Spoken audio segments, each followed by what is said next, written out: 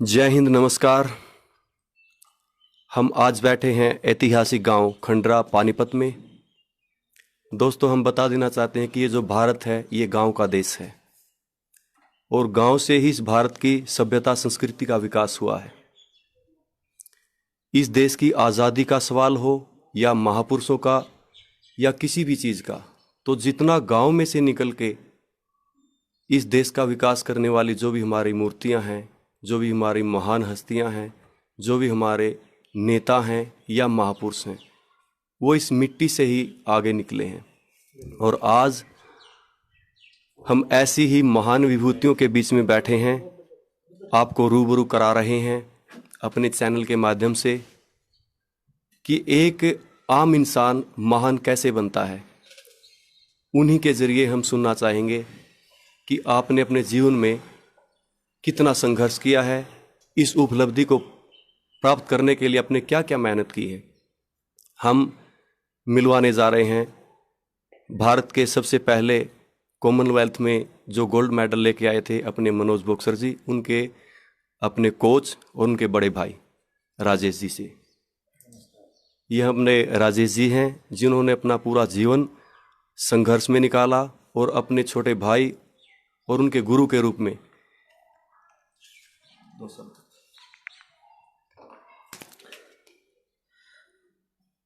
आप सबका स्वागत है।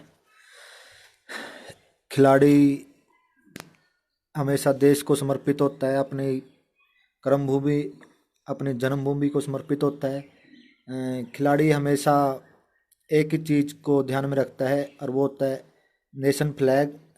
इसके अलावा खिलाड़ी कुछ भी नहीं देखता कि वो किस समाज में है, किस परिवार से है। सिर्फ उसका एक ही मिशन होता है कि मेरे को अपने देश के लिए मेडल जीतना है और अपने देश का राष्ट्रगान है जो उसको बजते हुए गाते हुए देखना है। तो खिलाड़ी ज़िंदगी में पता नहीं कितनी बार कितनी स्ट्रगल करके आगे बढ़ता है। वह उस स्ट्रगल के दौरान शायद कोई ही हो, बहुत कम लोग होते हैं कि उसके साथी होते हैं। कामयाब होने के बाद तो हाँ सारे लोग, सारा समाज, सब कुछ जुट जाता है।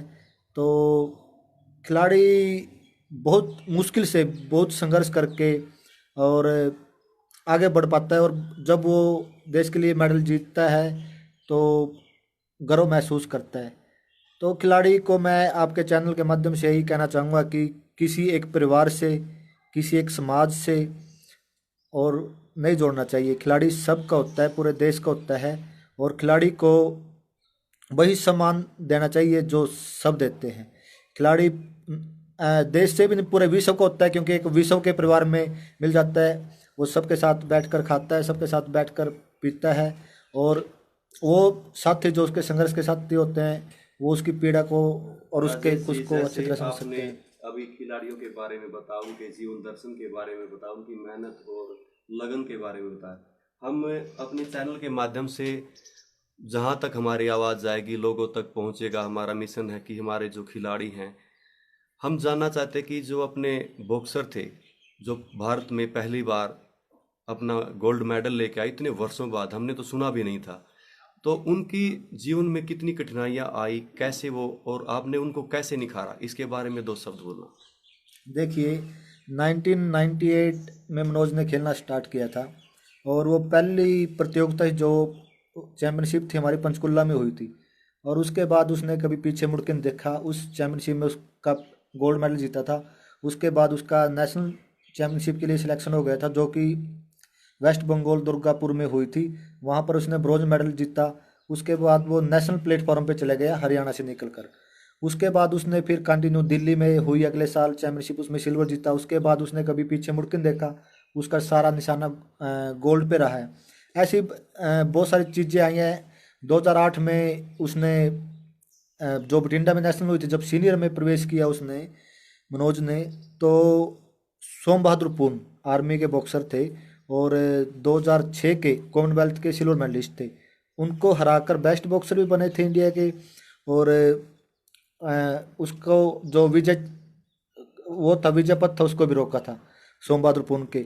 उसके बाद लगातार 2008 से और 2010 के बीच में नंबर 1 होने के बावजूद भी कोई अंतर्राष्ट्रीय प्रतियोगिता नहीं मिली।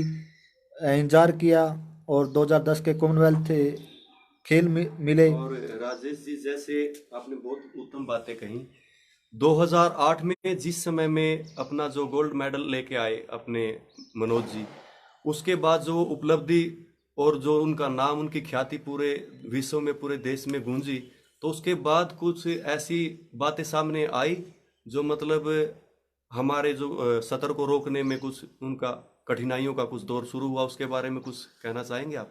हाँ, ऐसे बहुत सारे जिंदगी के बहुत सारे पड़ाव हैं। जब जूनियर में था तब भी कई बारी आपकी सिलेक्शन हो गई, आप अपने तैयारी करके आ गए हैं और आपको टीम के साथ खेलने जाना है और आपको कह दिया कि आपको नंबर काट दिया गया है, तो जहाज से कई दफ़ा उतर के आए हैं। मतलब कि जहाज तक पहुंच से नहीं, सिलेक्शन हो गई है लेकिन फिर भी नहीं पहुंच पाई। ऐसी बहुत सारी कठिनाइयाँ हैं, हर कठिनाई को बयान नहीं कर सकते। मैं बताना चाहूँगा आपके चैनल के माध्यम से कि मनोज के ऊपर मैं मनोज की बायोग्राफी लिख रहा हूँ, जिसका टाइटल है परिस्थितियाँ। कि हम किन परिस्थितियों से निकल कर कहाँ तक पहुँचे हैं।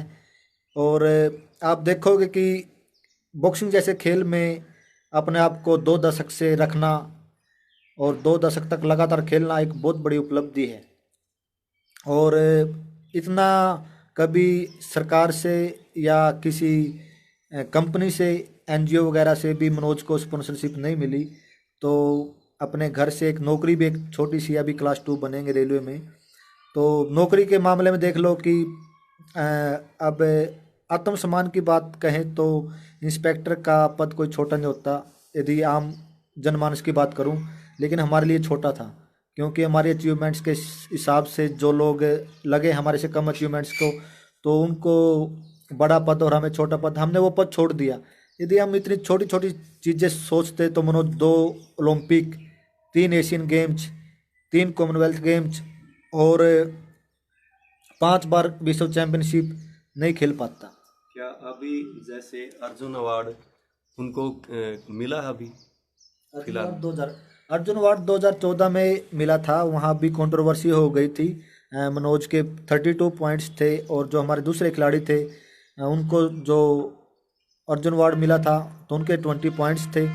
तो उसके लिए भी हमने उस समय डिसीजन लिया कि हमने पहले रिक्वेस्ट की सरकार से, जो सिलेक्शन कमेटी थी, कपिल देव जी की चयन समिति थी, उसके सामने जब हमें इग्नोर कर दिया गया तो हमने फिर एक डिसीजन लिया कि अपना हक है, अपने हक के लिए हम जाएंगे। तो हमने दिल्ली हाई कोर्ट में अपील की थी।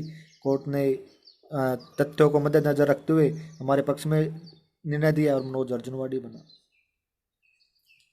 तो मित्रों, देशवासियों, आपने सुनी बिल्कुल ही कम समय में और बहुत बड़ी उपलब्धि। और ये कोई आम बात नहीं, कोई मामूली बात नहीं। एक मध्यम वर्ग से उठकर पूरे देश में, पूरी दुनिया में अपना झंडा गाड़ देना और भारत माता को अपना सब कुछ समर्पित कर देना, ये एक आम इंसान के बस की बात नहीं होती। खिलाड़ी ऐसी चीज़ है, सब कुछ अपने देश पे समर्पित कर देता है। उसके अंदर एक ही लक्ष्य होता है, उसके दिमाग में एक ही बात चलती रहती है कि आपको अपने देश के लिए, इस मातृभूमि के लिए कुछ करके दिखाना है। बाकी जितना भी है वो बाद की बातें होती हैं। और जो भाई साहब ने हमें समय दिया उसके लिए बहुत बहुत धन्यवाद। इन्होंने जो समय, कीमती समय निकाला, उसके लिए हमारी पूरी टीम, चैनल इनका आभारी है, मराठा उत्थान का। और इतनी खुशी भी हमें हो रही है कि आज इनका जो समय हो बहुत ही कीमती है, एक एक क्षण इनका बहुत कीमती है, वो पूरे देश को समर्पित है।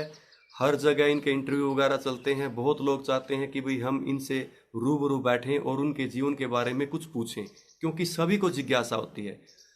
ये जो हस्तियां बैठी हैं ये भारत रत्न हैं और हमें इन पर गर्व है। हमें नहीं, पूरे भारत को और पूरी दुनिया को गर्व होता है। और अभी हम राजेश जी से कुछ और बातें करेंगे। मैं आज अपने आप को गौरवान्वित महसूस कर रहा हूँ। गर्व है मुझे कि मैं देश के एक ऐसे होनहार खिलाड़ी से के साथ बैठा हूँ जिन्होंने यूथ वर्ल्ड कप में, वर्ल्ड चैम्पियनशिप में रिकॉर्ड बनाया इंडिया के लिए। पहले भारतीय एथलेटिक्स के जिन्होंने कॉमनवेल्थ में मेडल जीता। और पहले मिल्खा सिंह के बाद दूसरे भारतीय हैं जिन्होंने कॉमनवेल्थ और एशियन में दोनों में गोल्ड मेडल जीता। और मैं नीरज को और उसके परिवार को और पूरे गांव को आज शुभकामनाएं देता हूं, बधाई देता हूं। और भविष्य के लिए मैं कामना करता हूं कि नीरज हमारे लिए 2020 ओलंपिक में देश के लिए मेडल जीते और हमें और हमारे समाज को और हमारे मातृभूमि को पूरी को गौरवान्वित करे। अभी हमने राजेश जी को सुना जिन्होंने अपना पूरा जीवन एक ऐसे योद्धा को तराशने में निकाला है। इन्होंने अपना पूरा जीवन उसी बच्चे को समर्पित किया जो मातृभूमि का बच्चा था और इस मातृभूमि को उसने गोल्ड मेडल पे गोल्ड मेडल दिए हैं। हम इनका तहे दिल से आभारी हैं और पूरे भारतवर्ष को इन पर गर्व है। अभी हमारे बीच में जो नीरज जी बैठे हुए हैं, अभी हम इनसे कुछ जानना चाहेंगे क्योंकि पूरी दुनिया को इन पे गर्व है। क्योंकि हर फील्ड में देखा जाता है कि कौन कितने मेहनत करके आगे निकलता है, लेकिन जो खिलाड़ी की जो मेहनत है उसका हमें पूरा ये जजमेंट नहीं होता कि आज हम चल रहे हैं तो कल चल पड़ेंगे।